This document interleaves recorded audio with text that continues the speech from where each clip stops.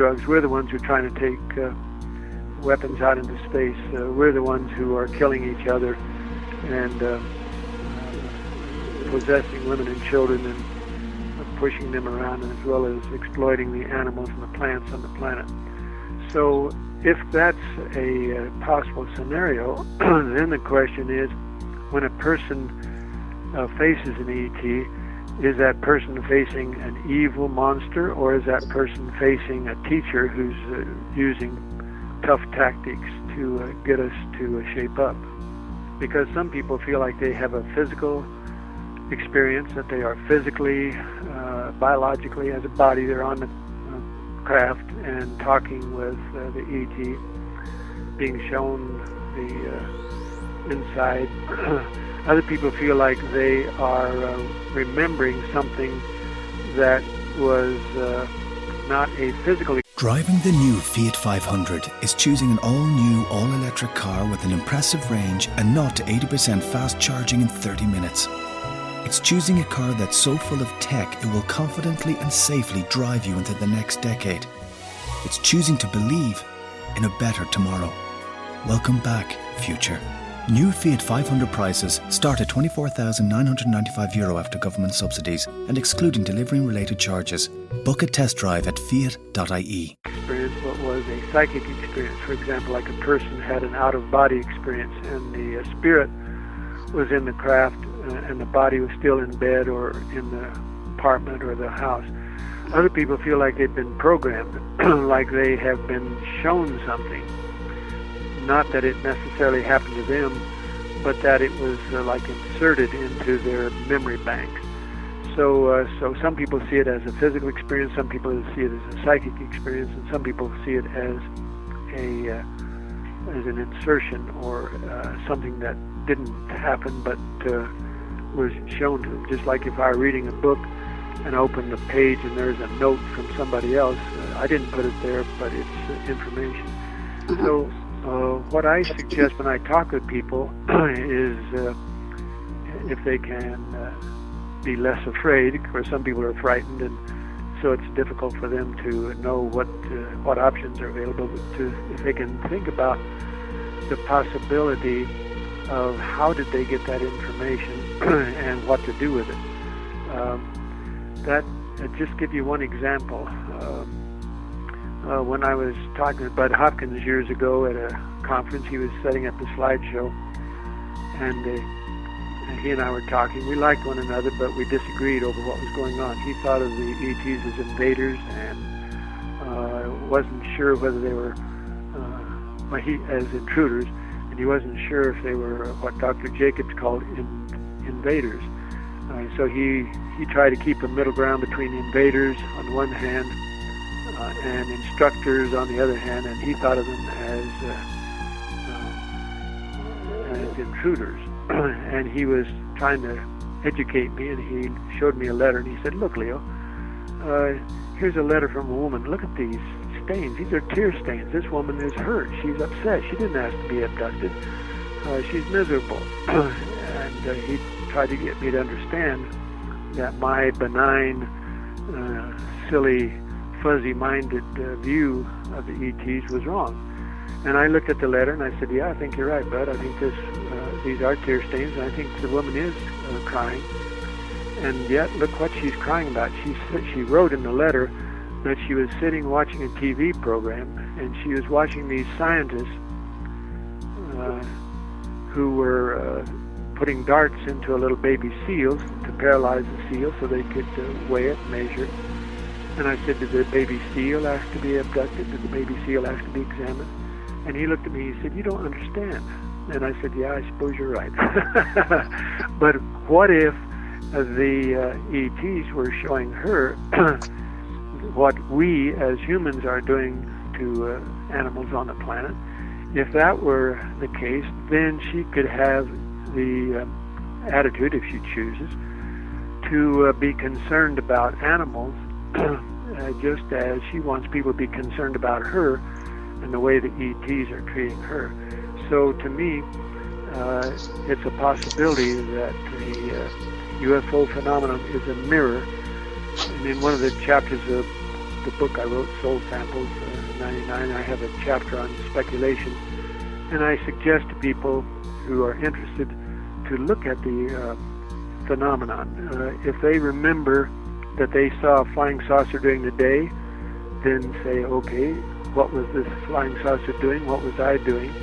What's the space? What's the time? What's the activity? What's my rumination? So some people feel like they're supposed to look at the object as if it was their soul and their task. And some people see the object at night, and so they think that it's covered. You know, it's in the darkness. It's not brought out to the light yet. So just like a person could analyze a dream, a person could analyze his or her UFO experience. There's another book by Philip Coppens on the ancient alien question. He's somewhat skeptical of any approach, including Sitchin. The book that intrigues me the most in that field is not only Sitchin and not only Clarfeld. He's written about the pyramids and about the scrolls and the physical evidence, and argues that that's a definite indication that we not only have been visited for thousands of years, that we came about as a result of the ancient aliens. Yes. And I like that theory, because the ancient Bible and all the legends of the Native Americans and the Chinese and others around the planet. One book that is intriguing is by a guy named Scranton. Scranton doesn't describe himself as an anthropologist or an archaeologist. He thinks of himself as a computer geek, and but what he's done is he's searched the area around the Atlantis civilization, the Canary Islands, the Dogon, Africa. In fact, he has a book on the science of the Dogon, or in Peru, or the Cherokee tribes and the other Native Americans. All around that area, his research shows that the symbols and the legends not only are similar, but in some cases identical. And so the theory would be that when Atlantis went under, the civilization in terms of its culture survived in these outposts. And then, of course, there are other people who argue that there are groups in China where the rings and the evidence indicates that there were settlement there. So the evidence is very persuasive that there have been various civilizations from other galaxies who have come to planet Earth and who have settled or colonized areas of the planet. And of course, some people argue that that was done deliberately to see how the red race, the black race, the white race, the brown race, the yellow race would survive, and whether they could work together. And that's an interesting question. I don't know the answer to it, but that's what we're working on apparently at this time in our human history.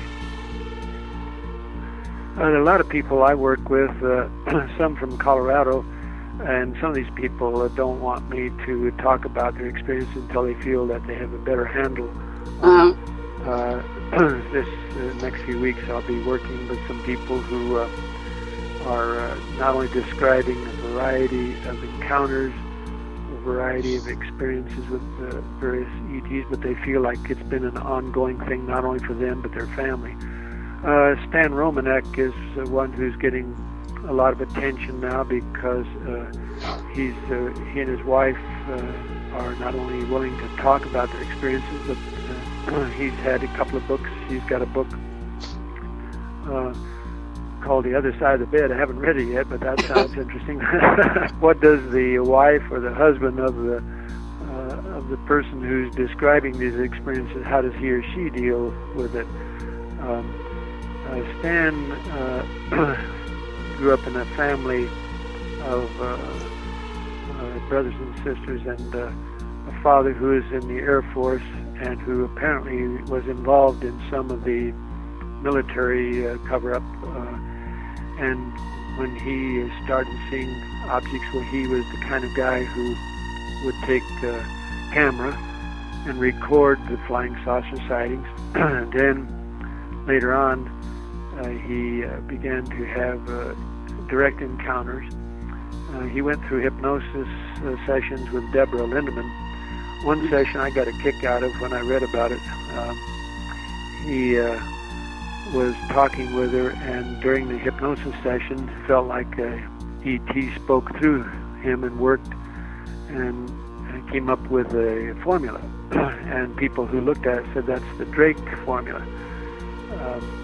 The Drake formula had to do with a physicist who estimated the possible number of galaxies, the possible number of solar systems, the possible number of planets, the possible number of planets with life, the possible number of planets with intelligent life, and then comes up with a figure that varies depending on what the estimates are in the other parts. And so what Stan did was he wrote that formula, and then he came up with a number, and he wrote down below times 100. And I got a kick out of that.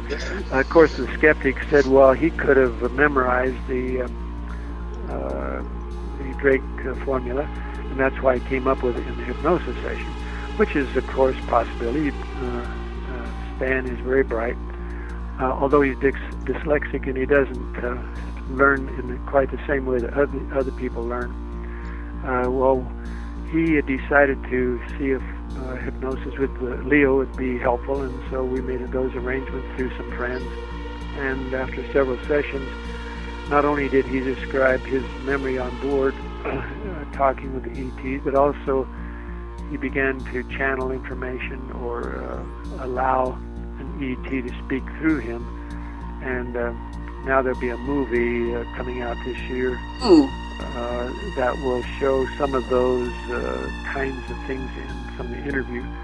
So the books, the movies, the photographs, he's had all kinds of evidence, just like a lot of people have all kinds of evidence, but he's been willing to record it. Just for example, I got a message on my phone in Laramie, and I took a recorder and recorded it, and then took the message down to Colorado when we had a meeting. There were other people who had got messages. Messages seem to come from a voice that sounds feminine, sounds metallic or computerized, got an English accent. Right. And yeah. And that kind of evidence is interesting to people who say, well, these other stories that Leo tells or that his clients tell, they could be made up or they could be hoaxed and so on. But if something is recorded and then can't find where the recording came from on the telephone directory, those kind of things intrigue people. Plus the fact that when some of the sessions are videotaped, Stan comes up with a formula that are partly what's known to physicists and with information that seems to go beyond current physical knowledge. That's intriguing to people, no matter where it comes from. So Dr. Claude Swanson, a physicist, has talked with Stan, and Dr. Jack Kasher, a physicist from the University of Nebraska, Omaha. He's talked and gone over the material. So that kind of evidence is impressive to some people who otherwise just think it's another story.